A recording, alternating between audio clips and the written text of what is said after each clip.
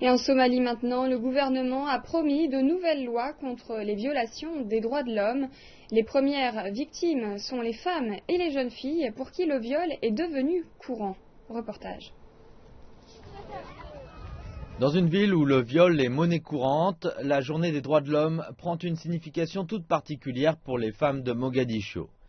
L'ONU et les défenseurs des droits de l'homme alertent fréquemment l'opinion sur cette situation. Les forces de sécurité sont souvent responsables elles-mêmes de ces viols et la police ne prend pas les victimes au sérieux.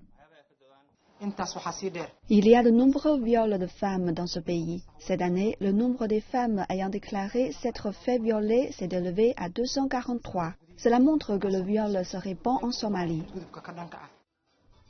Une fois encore, le gouvernement somalien confirme la situation et promet de prendre des mesures.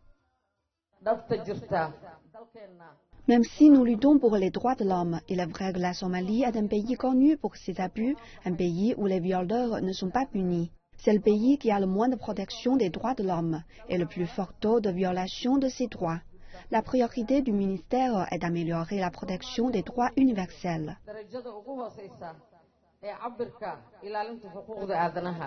Dans son dernier rapport, l'organisation Human Rights Watch dit qu'elle s'est entretenue avec des dizaines de victimes.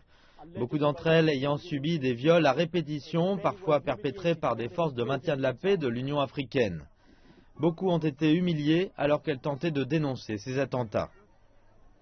Selon les Nations Unies, un tiers des victimes de viols en Somalie ont moins de 18 ans. Les groupes locaux de défense des droits de l'homme disent qu'il faut faire beaucoup plus pour protéger les victimes.